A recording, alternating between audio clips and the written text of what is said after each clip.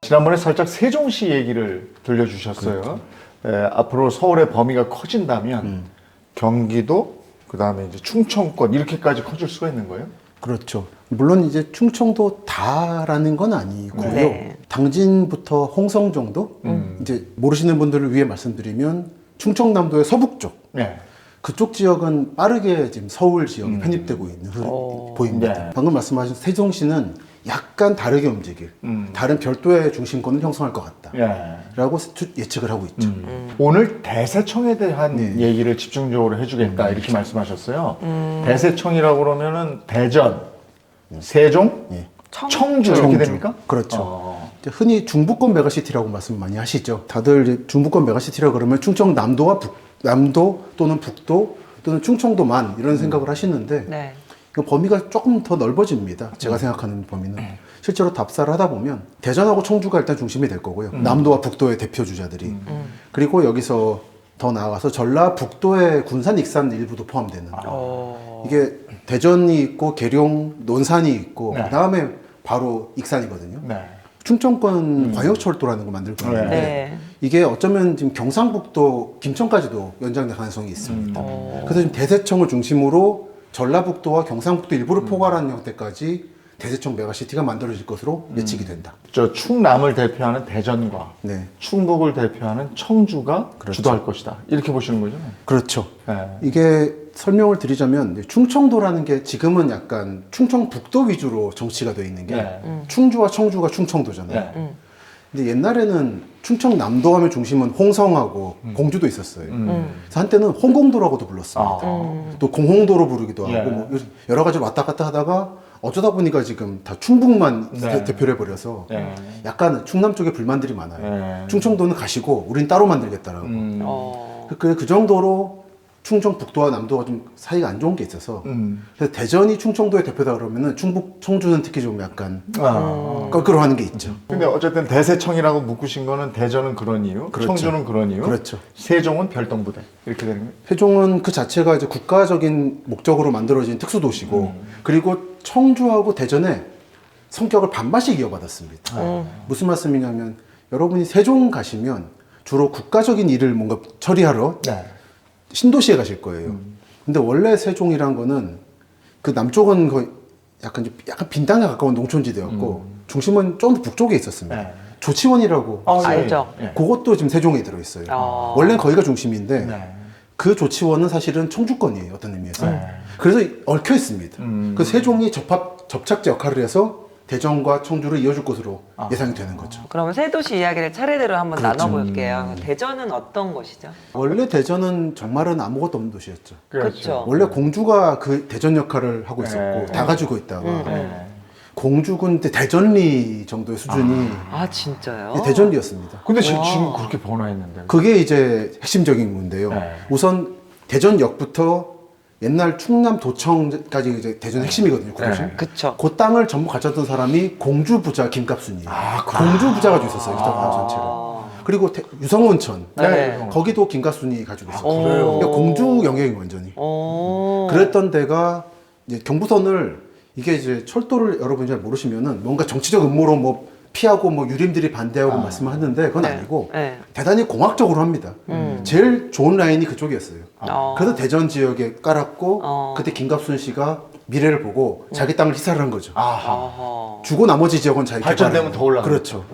그 요즘 많이 하잖아요. 그런 네, 말 때. 네. 군청, 시청 부지 기부하고는 그럼요. 주변을 다 개발하고. 어. 그렇게 하면서 대전이 커서 어느 순간 공주에 있던 청사를 다 가져오니까 공주는 불만이 있었겠죠. 그랬네. 그래서 준 게 금강교란 다리하고 대학을 주겠다. 학교를 주겠다 해서 공주는 지금도 교육도시. 그랬는데 여기서 핵심은 뭐냐면 청주가 그러니까 화가 난 거예요.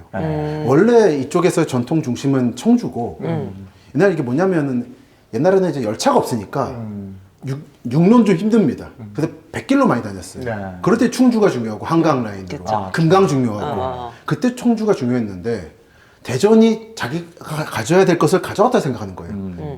그래서 청주는 거기에 대해서 오랫동안 100년간 거의 생각을 하다가 이제 오송역을 KTX를 만들고 호남선을 오송에서 분기시킴으로써 이 분기가 중요하거든요. 그래서 호남 가는 사람들이 오송을 들리게 만드는 대전이 아니라. 예. 그래서 이제 여러분들이 인식을 안 하고 타시는데 재래선으로 전라도 갈 때는 대전으로 가서 서대전에 가지만 KTX로 갈 때는 충북 청주에 내리게 됩니다. 그걸 100년 만에 찾아온 거예요. 그 이상은. 그 세종시로 가는 사람들도 오송에서 내려서 가지 그렇습니다. 않아요? 그거 그러니까 사실은 오송이 굉장히 번화했어요. 맞습니다. 요즘에.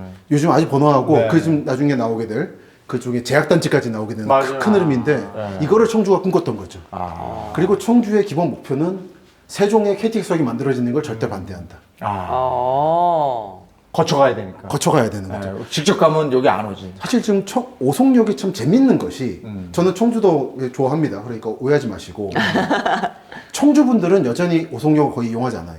너무 멀어요. 청주 시내에서. 네, 가길까지가. 거의 한 버스로 한 40분 정도 가야 됩니다. 저 자주 가니까 하는데 서울에서 청주 갈 때는 버스 타요. 어. 청주 시외터미널까지 서울 가는 버스가 10분에 한 대씩 있어요. 거의 마을버스 수준으로 있기 때문에 그래. 오. 굳이 오송역 가서 열차를 안 탑니다. 그렇기 때문에 오송역은 세종역인 거예요, 사실은. 어. 절대로 양보할 수 없는 청주의 맞아요. 100년간의 원한을 이제 푼 복수 같은 역할을 지고 있죠. 그만큼 열차가 하나 만들어지면서 네. 대전이라는 게 없다가 생겨버렸고 네. 그거를 지금 청주는 약간 작은 규모로 오송에서 하면서 여러분이 아시는 셀트리온이라든지 제약 네. 또는 에코프로 같은 2차 네. 전지까지는 다 그 주변에 형성되고 있는 거죠. 청주는 지난번에 한번 오랜만에 가봤더니 네.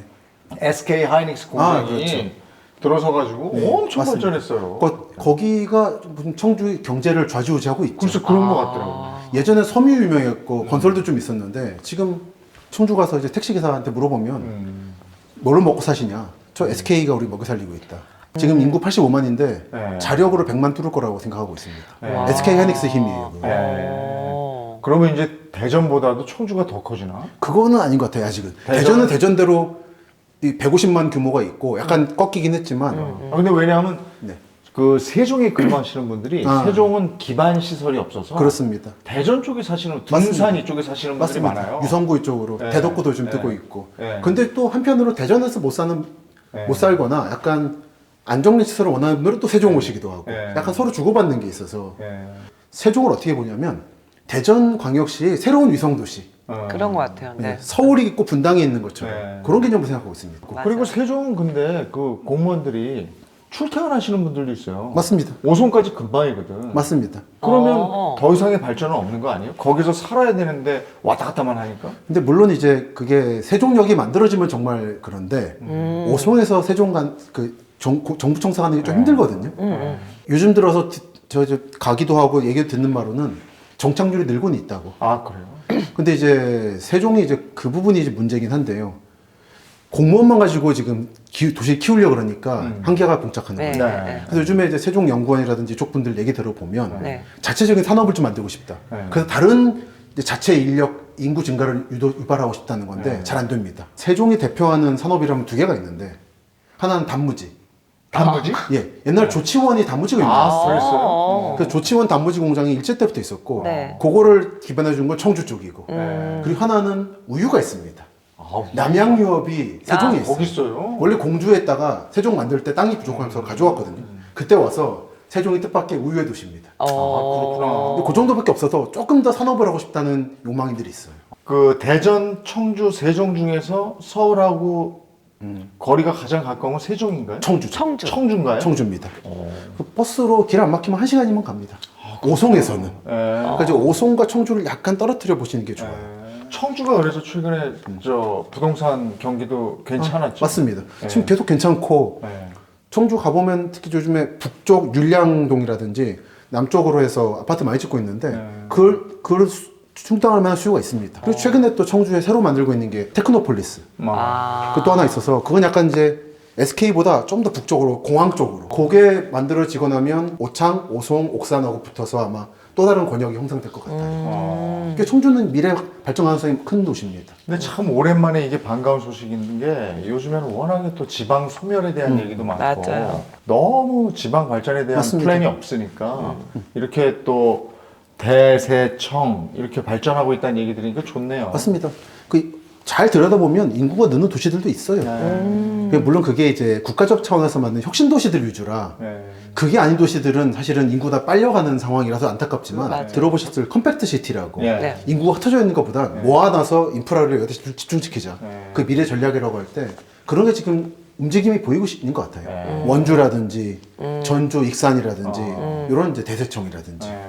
충청도는 앞으로 그러면 그 지속적으로 인구만 좀 유입이 돼준다면 발전 가능성은 충분하게 있겠네요. 그 충청도라고 말하면 애매하고요. 아, 거기 지금 예, 얘기한 포인트들. 네. 청주, 대전, 세종 그리고 이제 여기는 이제 서울 대서울권이라는 데하고 분리된 거고 네. 서울하고 이제 붙어 있는 네. 대서울하고 붙어 있는 지역인 아산, 당진, 서산, 홍성. 거기 참 가까워졌어요. 서해안 고속도로 뚫리면. 맞아. 그리고 이제 서해선이라는 열차도 네. 이제 거의 뭐 내년 정도부터 네. 이제 개통 예정이라. 하긴 또 천안 아산역이 또 금방이야. 맞아요. 그렇습니다. 네. 맞습니다. 그러면 이 대세청 구역 외에도 충청도 대세청만큼이나 네. 혹시 다른 지역에 주목받게 될 도시가 있을까요? 또 하나의 광역권인 네. 동남권 메가시티라고 이제 포항, 울산, 부산 있고 그쪽은 경상도 분들은 또 경상도만 자르려고 그러는데 저는 거기다 들어가서 경상도 하동이나 여수, 광양, 순천 아, 이렇게인데요, 예, 그러면? 그렇게 이게 이제 제철과 석유화학 등으로 연결되어 있는 도시. SK 하이닉스가 들어가서 발전시켰다면 삼성도 있습니다. 삼성 대기업인 삼성 어느 곳에 뭘 짓느냐에 따라서 그 지역 자체가 또 발전하게 되는데 네. 삼세권이라고 그런다고 그래요. 이거 예, 얼마 전 아산 답사 갔더니 모델하우스에서 네네. 삼세권이라고 네. 거기서 처음 보고 지금 쓰고 있는데 삼성이라 말하는 것보다 삼성전자 네. 반도체죠. 네. 바로 어제 뉴스에서 독일권에서 반도체 공장 만들면서 그 독일 총리가 반도체는 하나의 원자재다. 그래서 이거를 아시아에 너무 몰인시키는 건 우리한테 위험하니까 우리도 만들자라는 얘기를 했다 정도로. 그러니까 이거는 또 하나의 석탄이나 석유 같은 존재, 네. 반도체. 기업의 쌀 이렇게 쌀인 거죠. 네, 네. 쌀이자 21세기 석유고. 네, 그렇죠. 그게 지금 나는 곳은 옛날 사우디아라비아가 뜬 것처럼 뜨고 있는 거죠. 그게 지금 아산, 배방 네. 같은 곳이죠. 그럼 삼성 따라가는 부동산 중에서 제일 주목해야 할 곳은 어디일까요? 뭐 다 주목해야 됩니다만 그 동탄 뭐 유명하고 네. 평택이고 천안 아산이고 최근에는 용인 남사면 남사읍 최근에 그 컴플렉스 만들겠다고 네, 그 네, 정도인 네. 것 같습니다. 임장 해보셨어요? 거기 평택 한번 가보셨습니까? 저 평택은 자주 갑니다. 실제 분위기가 어떻습니까? 이 말씀을 꼭 드리고 싶은데 다 따라 붙는 거 있죠. 평택하면 바이든이 주목한 평택. 네. 평택이 근데 동서로 깁니다. 바이든이 주목한 평택은 동쪽 끝이에요. 다들 근데 중부나 서부 얘기하면서 자꾸 바이든 얘기를 하는데 그건 저는 약간 혹세무민이다. 경부선 라인과 SRT 라인으로 뭐 지제라든지 평택 그리고 이제 조만간에 뜰 오산 진위 이런 라인이 이제 바이든이 주목한 동부 라인이죠. 이쪽은 확실하게 그 트럼프 대통령이 왔을 때 요거 떼다가 미국 가져가고 싶다고 통째로 그런 말을 했을 정도로. 미군 기지가 있는 데는 어디예요? 그럼 평택. 미군 기지가 두 군데 있죠. 네. 북쪽에 송탄, 남쪽에 평택. 이게 이제 캠프 험프리스라고 팽성 쪽. 네. 거의 아산 다 가서 있는 두 개가 있습니다. 그 중에 특히 요즘에 뜨고 있는 지역은 남쪽. 이제 미군의 동아시아 본부 같은 역할을 하고 있는 험프리스 팽성이라는 데고 제가 이번에 답사를 해보니까 거기서부터 지제 삼성 반도체까지 출퇴근하는 수요가 있더라고요. 그래서 전기 자전거 같은 거 대여하는 서비스가 거기서 이루어지고 있는. 그 동부 전체가 지금 삼성전자 중심으로 재편되고 있는 것 같아요. 그러면 삼성전자가 용인, 평택 이쪽이 이제 주력인 거예요? 용인은 이제 들어간 예정인 거죠. 남사읍이라는데 이번에 정부가 발표를 이번에 했던. 아직 지어진 건 아니고. 아닙니다. 예. 현재 평택 있고 예. 아산이라는 데에 두 군데가 있고. 예. 그래서 요즘에 천안 아산역 KTX 내리면은 외국인들 참 많이 봅니다. 예. 전적으로 삼성전자를 보러 온 거예요. 뭔가 업무를 하기 위해서. 예. 그래서 아산이 원래는 중심지가 온양온천 맞아. 딱 그렇죠. 중간에 있던 데인데 네네. 지금 요즘에 뜨고 있는 배방이니 뭐 이런 데는 소외 지역이었어요. 그래서 너무 소외받아서 차라리 우리 천안에 붙겠다라고 말할 정도로 우리를 왜 홀대하느냐. 근데 이제는 뒤집어졌어요. 동쪽이 떠버려서 온양온천이 구도심으로서 기능을 상실하고 있는. 평택은 기반 시설은 다 돼 있습니까? 사람 평택의 살기 동쪽 괜찮습니까? 지역은 그렇습니다. 동쪽 지역. 중부와 서부는 다른. 그러니까 평택을 하나로 보시면 안 된다. 용인도 마찬가지. 다들 넓어요. 용인 엄청 넓죠. 용인은 서울의 80% 넓입니다. 네. 맞아요. 그러니까 뭐냐면 바이든이 강남 왔다고 은평구나 도봉구 얘기하고 있는 거예요. 말하자면 말이 안 되잖아요. 다른 거지 그냥. 근데 논평택을 경기도 외곽 도시에 생각하고 쉽게 말하는 거예요. 나도 안 가봤으니까. 그러면 삼성 반도체가 들어온다고 용인이 들썩했다고 저번에 저희가 얘기했었잖아요. 그렇죠. 그럼 앞으로 용인 어떨까요? 용인은 너무 넓어서 용인하면 어디 떠오르십니까? 에버랜드? 용인 자연농원. 자연농원. 네. 에버랜드. 에버랜드가 자연농원. 이게 시대의 상을 보여주죠. 어쨌든 그 용인하고 사람들이 흔히 떠올리는 용인하고는 많이 다를 거예요. 대부분 수지를 떠올리실 거예요. 예, 용인 수지 같이. 또는 가죠. 기흥을 떠올리거나. 네. 근데 이제 그게 아닌 거대한 처인구라는 용업지대가 펼쳐져 있거든요. 네. 여기를 어떻게 할 것인가가 이제 용인의 고민이고, 그리고 지금 이번에 반도체 컴플렉스가 들어가는 남사읍이라는 데는 용인이라고는 하는데 사실상 오산 평택권이에요. 거의 끝자락이에요. 말하자면 그 지제 이쪽에서 이어지는 방식인 거예요. 용인이 너무 넓고 산도 많고 그래서 권역별로 쪼개봐야 됩니다. 이거를 용인은 어떻다고 말하는 거는 사실 아무것도 말하지 않는 거다. 그 삼성이 들어간다는 그 용인. 네. 평택보다 거기가 규모가 큽니까? 아직은 좀 확정된 건 없어가지고 예, 이제 그냥- 발표한 지 한 달인가 됐죠. 발표나고 일주일 뒤에 갔었는데 이미 뭐 추진위원회와 반대위원회가 플랜카드 붙이고 있고 예. 사실 이번에 정부에서 열몇 군데 이렇게 뿌렸잖아요. 전국에. 사실은 수도권에 더 이상 공장을 안 짓게 하겠다는 정부 방침이 있었는데 이거를 뒤집기 위해서 사실 만들고 싶은 건 용인 남사읍에 그 반도체 컴플렉스였던 것 같아요.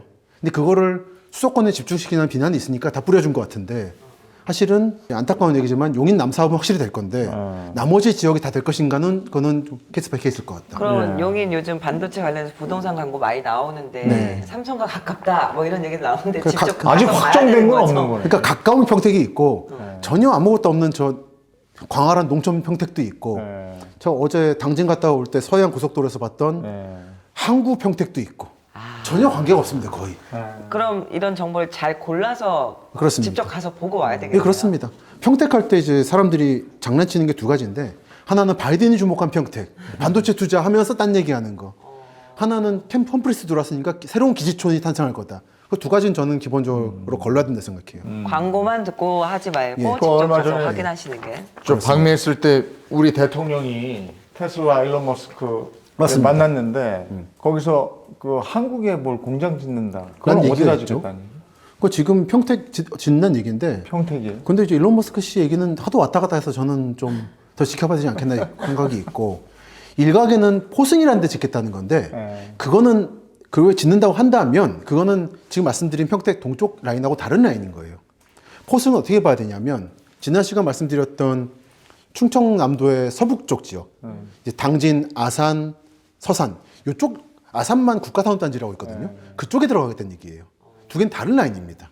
평택의 동쪽이면 그 이제- 지명은 뭐 어디? 이제 진위, 평택 지제역, 지제. 평택역. 이런 지제는 데들. 좀 들어본 것 같아요. 지제 요즘에 이제 뜨고 있죠.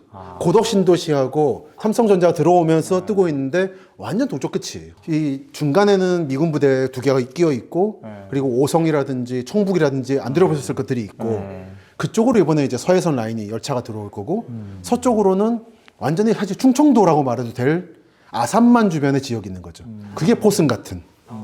그러니까 테슬라가 만약에 서쪽으로 온다면 그거는 목적이 다른 거예요. 근데 만약에 동쪽으로 온다면 이거는 반도체 라인에 같이 들어가겠다는 얘기인 거고. 맥락이 다르다. 이미 지금 저 지제 같은 지역은 많이 발전이 돼 있습니까? 발전이라는 것이 이제 기준이겠습니다만 아파트는 하여간 많이 오르고 있고 그거는 실체가 있는 건설인 거고 아직도 부족합니다. 예. 그 삼성전자라든지 그쪽 사는 분들이 그 소득 수준이 있잖아요. 네네. 그거에 맞는 집이 아직 부족해요. 공급이 부족할 정도로 사람이 유입이 많아요. 그렇습니다. 그래서 GTX도 이번에 연장하기로 했고 지제까지. SRT라고 수소에서 가는 열차. 이것도 지금 아마 지제 쪽으로 본사를 옮긴다는 걸 거의 확정됐죠. 아마. 지제 쪽으로 하나 사야 되나? 그쪽은 아직은 아파트만 있습니다. 예. 좀 기반 시설이 부족한데 아마 저는 뭐 아주 근미래의 지제는 평택의 새로운 중심으로 뜰 것으로 다 얘기하고 있어요. 그야말로 이제 그 천지가 개벽하는 정도의 변화들이 네. 요즘 오랜만에 어디를 가면 와 여기가 이렇게 변했어 막 이러거든요. 도시 교통망에 따라서 그 그렇죠. 정도로 흥망성쇠가 있는 거죠. 그렇죠. 음. 그러니까 사실은 이제 천지개벽이라 상점벽해라 불리는 네. 거는 네. 뭐 늘 있어 왔습니다만 최근에 주목할 만한 거는 그전에는 서울로의 출퇴근이라는 걸 상정하지 않고 만들었던 도시들. 네. 예를 들어 송도, 안산, 또는 충청남도, 홍성 이런 데들이 서울권으로 빨려들고 있다라고 하는 그게 좀 주목할 만하고요. 그런 변화를 추동하는 게 신안산선. 그리고 하나는 서해선 열차라고 하는. 둘 다 이제 열차입니다만 여러분들이 GTX만 들으시는데 네. 물론 GTX하고 다 같은 성격이긴 한데 제 생각으로는 어제도 어디 가서 말씀드렸지만 GTX는 너무 과대평가되고 있고 신안산선과 서해선은 너무 과소평가되고 있다 생각을 하죠. 신안산선부터 그럼 한번 얘기해 볼까요? 신안산선이라 그러면 말 그대로 새로운 안산선이죠. 네. 그러면 새롭지 않은 안산선은 뭐냐? 여러분들이 서울 지하철 수도권 전철 4호선 4호선? 사당역 타시면은 맞아요. 오이도까지 맞아요. 거기 원래 안산선이에요. 네. 원래 4호선하고 별도의 노선이었어요. 네.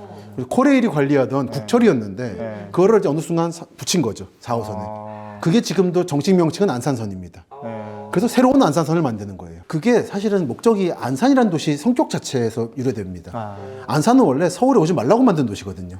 그래요? 예. 그러니까 서울에 오지 말고 여기서 따로 삶을 그래, 살아라. 영위하시고 지방에서 오신 분들이 서울까지 들어오지 말아라. 인구 증가를 억제하려고. 그래서 불편한 겁니다. 근데 이제는 성격이 바뀌다 보니까 기존 안산선은 뭐니까 네. 새로운 안산선을 뚫어서 서울로 접근을 늘리자. 네. 그래서 여의도까지 30분이 오게 하는 그게 신안산선인 거죠. 일단 여의도까지 30분. 30분 안에 온다? 목표 30분 정도를 야, 보고 그럼 있죠. 괜찮네. 물론 이제 실제로는 뚜껑 열어봐야 압니다만 이제 곧 개통하니까 이게 또 자주 다니나 이것도 문제. 그러니까 아마 출퇴근 시간은 집중 배차를 할 거예요. 아닌 시간은 좀 텀을 둘 거고. 제일 중요한 게 이 수도권 주민들에게는 KTX 광명역이 네. 혹시 이용해 보신 분들은 아시겠습니다만 광명에서 많이 내려요. 그런데 그거 내려가지고 애매하잖아요. 네. 자가용 말고는 없잖아요. 버스 가끔 있고 그게 이제 열차로 연결되는 거예요. 다른 통근 열차로. 야, 그럼 진짜 근데 괜찮네. 그게 중요합니다. 그래서 이제 서울 서남부나 인천 분들이 광명역 접근이 아주 편해져요. 기존에 약간 붕 떠 있었잖아요. 광명역이. 그리고 그게 있고 그 다음에 시흥 시청으로 가기도 하고 안산으로 간 두 갈래로 갈라지죠. 괜찮다. 서남부 지역의 중요한 도시들인데 서울 접근이 조금 대중교통으로 어려웠던 지역들이 빠르게 접근이 가능해질 겁니다. 그럼 신안산선으로 가장 혜택을 많이 보게 되는 지역은 어디예요? 기본적으로는 안산이고요. 안산. 안산이 서울에서 원래 멀라고 만든 도시인데 이제는 그게 그 목적이 사라지고 나니까 빨리 오는 게 중요해져서 들어오고 시흥시도 영향을 많이 받을 거예요. 신안산선을 저희가 네. 쭉 점검을 해봤고요. 이번엔 아까 서해선. 서해선 서해선이죠. 말씀하셨죠? 서해선은 어떤 선? 서해선이 이제 원래 목표는 네.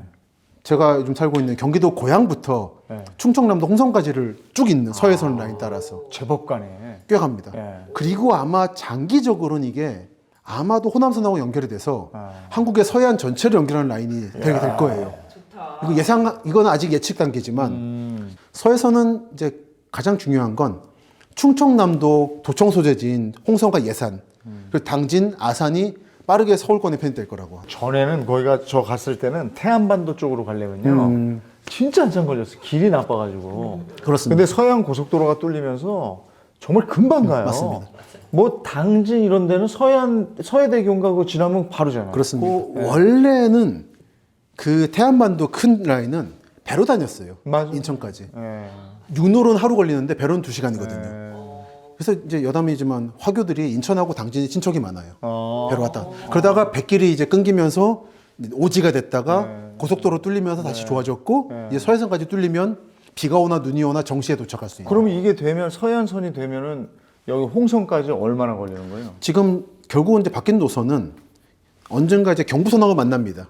원래는 이제 다른 거였는데 서울역에서 홍성까지 1시간 정도. 1시간. 그래서 이미 뭐 홍성이라든 괜찮네. 괜찮습니다. 그래서 아마 꼭 서울까지 안 오더라도 그래서 홍성이나 예산에서 일하는 충남 도청 직원들이 평택에 살 수도 있는 거예요. 원래 평택이 충청도이기도 야, 하고. 그럼 그쪽에 렌트카 잘 되겠다. 그렇죠. 홍성에 내려가지고 그렇죠. 렌트카 타고 꼬찌 해수욕장 태안반도 그렇습니다. 한 바퀴 도는 거예요. 그래서 말리퍼, 천리퍼 맞아요. 해수욕장. 예를 들어 그거 간다면 아마 그 당진 합덕역에 내리게 될 겁니다. 그래서 들어가서 서산 저기 외목 마을 그 바다 그 해 떨어지는 거 찍는 마을이라든지 그런 데 아주 접근이 좋아져요. 뭐 서해선이 평택하고도 연결된다. 아, 이게 예, 또 맞습니다. 평택하고 연결돼. 화성 향남이라는 데하고 평택 안중이라는 두 군데가 중요한데 향남이라는 데는 환승역이 돼요. 아까 말씀드린 신안산선과 서해선이 만나기 때문에 대단히 중요한 역할을 하게 될 거고 이미 상당한 기대 심리가 발현돼 있고 거기 또 주식하시는 분들이 잘 아시는 제약단지도 있어요. 그래서 그 회사들이 많기 때문에 수요가 튼튼하다. 한편 평택 안중은 반도체 평택하고는 다른 라인인 거예요. 근데 약간 철도가 없다 보니까 좀 고립됐던 곳인데 여기에 철도가 들어오게 되면서 철도가 없다가 생기는 거는 획기적인 일입니다. 그래서 제 GTX가 과대평가됐고 신안산선 서해선이 과소평가됐다는 게 있던 데 또 생기는 거는 그냥 그런 거예요. 그렇게 몇 억씩 오를 일은 아니라 생각해요. 근데 없다가 있게 되는 거는 근본적인 변화가 생깁니다. 그래서 신안산선, 서해선 라인은 전체적으로 주목할 필요가 있다고 보는 거죠. 서해선하고 신안산선이 연결될 계획이었었다고. 처음에 그랬죠. 그래서 안산, 화성 쪽에서 만날 계획이었다가 네. 다 틀어져가지고 결국은 지금 못 만나게 됐고 그러다 보니까 아마 화성 향남이라는 데에서 만나는 걸로 끝날 거예요. 그러면 누군가는 그 얘기 듣고 거기다 뭘 사놨던 분들은 낭패를 본 분들도 이미 십몇 년 전부터. 있어요. 그렇죠. 그러니까 철도 계획을 너무 이렇게 믿으시면 안 됩니다. 내 주변에 철도 직원이 있는데 어떻다 저렇다. 특히 이 서해선 신안산선은 너무 중요한 라인이었기 때문에 거의 그 모든 지자체에 모든 유관자들이 다 숟가락 얹었어요. 그래서 이렇게 난리가 난 거예요. 또 원래는 여의도까지 50분 라인이었다가 글쎄요. 지금 서울역까지 1시간으로 바뀌어버렸죠. 그러니까 이제 소위 얘기해서 이런 개발 계획이 발표되면 우리 지역도 와야 되는 거예요. 왜 우린 안 와? 왜 우리는 안 와? 그래서 그냥 싸우다가 그렇죠. 결국은 그 갈라진 게 신안산선이 안산과 시흥으로 쪼개졌죠. 그렇죠. Y라인으로. 그럼 하여간 지금 말씀처럼 이렇게 교통망이 촘촘히 연결이 되면 그 서울 수도권이라고 우리가 소위 얘기하잖아요. 이게 굉장히 광범위해질 것 같아요. 그렇습니다. 그래서 저는 대서울권이라고 말을 쓰는데 수도권이라는 게 법적으로 경기도까지 말하거든요. 네. 근데 농촌 같은 경기도 이천 장호원도 있고 더 서울 같은 아산 배방이라든지 그리고 앞으로 들어오게 될 홍성 같은 곳이 있는 거죠. 그렇기 때문에 그거는 전 대서울권이다. 원주와 춘천의 일부 지역. 원주는 또 인구가 늡니다. 그런 부분에서. 이 강원도의 강남 기능을 하고 있어서 원주 그래요? 전체가. 원주가? 예. 근데 그것도 이제 서울하고 1시간 거리라서 편하고 춘천, 홍천, 원주가 강원도에서는 대서울권으로 편입되고 있는. 그리고 충청 남도 지역에서는 지금 말씀드린 몇몇 지역. 그 북도에서는 음성 진천의 일부 지역들. 그 포함되고 있는 중이죠. 그러면 GTS보다도 어쩌면 이 서해선이나 신안산선이 노선이 더 많이 자주 다니는 곳이 될 수도 있겠네요. 자주는 모르겠습니다. 다니기는 GTX 많이 다닐 거예요. 경기도 내에 통근 수요를 노리는 거니까. 근데 이제 변화를 일으키는 거는 GTX보다는 신안산선 서해선이 클 것이라고 보는 거죠. 그러니까 이제 부동산 집값 오르는 거 따지시면 GTX 투자하시고 다만 저는 그게 지금 시세로 거래되면 안 된다 생각해요. 너무 과대평가돼 있다 생각하죠. 그러면 서해선, 신안산선 이렇게 지각 변동을 일으킬 또 다른 교통망의 계획 이런 건 없습니까? 두 개가 떠올랐었는데 하나는 인천 KTX. 지금까지 인천 300만 거의 부천 100만 인구인데 이 사람들은 예를 들어 부산에 KTX 타려고 그러면 서울역에 와야 됐어요. 인천 자체가 광역 철도가 없는 거예요. 근데 이번에 송도에서 KTX가 출발합니다. 그렇게 되면은 드디어 인천이 철도 도시가 되는 거예요. 그러네요. 광역시 중에 KTX역이 없었던 데는 인천이 거의 유일할 거예요. 원래는 인천역부터 출발시킬 예정인 것도 있었는데 그건 너무 좀 안 돼가지고 아쉽지만 송도에서라도. 근데 인천도 이제 KTX권이 된다. 이거는 인천 시민들 및 경기도 서부 지역 분들에게는 호재죠. 요즘에 동시에 동해선도 만들어지고 있거든요. 두 라인이 쭉 만들어지게 될 거예요. 원래 일제 때부터 계획이 있었고 원산부터 부산까지. 그게 공사하다가 중단됐어요. 일본이 전쟁에 져가지고. 근데 그거를 지금 다시 하고 있습니다. 얼마 전에 답사를 했는데 공사가 거의 끝났어요. 그래요? 그쪽은 이제 공업이나 거주는 아니고 관광으로 굉장히 아름다운 곳들이 많거든요. 그렇죠. 그 접근이 어려워서 약간 미개발됐던 관광 자원들이 많았어요. 최근에 갔던 데는 예를 들어 이제 축산항이라고 영덕이었나 울진이었나 기억이 안 나는데 그런 데 좋잖아요. 포항분들만 좀 가고 말고 하는데 이제 아마 이게 전국적 단위에서의 관광지로 바뀌는 또는 삼척. 이번에 삼척 답사 갔다가 깜짝 놀랐네요. 이렇게 풍부한 자원이 있는데 이게 접근이 어렵다는 이유로 놓쳐졌다. 예전엔 강원도 가면 기본 1박 2일이었잖아요. 근데 이제는 경강선 타면은 당일 답사를 할 수 있거든요. 개인적으로. 경강선 너무 기대되는데요. 이미 있고 그래서 평창올림픽이 평창올림픽을 위해서 경강선을 뚫었다기보다는 경강선을 뚫기 위해서 평창올림픽을 연 거죠. 그게 아니었으면 강원도는 그 열차를 못 뚫었을 거예요. 아니면 남북관계 밖에는 명분이 없는 거예요. 어쨌든 뚫었고 그래서 강릉, 속초, 양양에 지금 급등하고 있는 거죠. 근데 이제 이게 내려가면서 부산까지 가게 되는. 그래서 이쪽은 아마 전체적으로 관광지로서 기능이 현저하게 증가될 겁니다. 특히 주목되는 게 요즘 고성이라든지 삼척이라든지 또 이제 울진 삼척의 울진이라든지 이쪽에 참 좋은 곳들인데 가치가 경상북도 일부 지역 말고는 안 알려졌었는데 아마 많이 전국적인 관광지가 될 거예요. 얘기 들어보니까 진짜 부산에서 기차 타고 쭉 이제 바닷가 따라서 탁 가서 서울 거쳐서 평양 거쳐서 뭐 그건 모르겠지만 그냥 이렇게 쫙 대륙철도 타고 쫙 저 유럽까지 가고 막 너무 멋있겠다. 이랬으면 좋겠다. 그렇습니다. 자, 앞으로 우리 대한민국이 얼마나 더 좋아질지 기대가 됩니다. 자, 오늘 함께 해주셔서 고맙습니다. 불러주셔서 감사합니다. 감사합니다.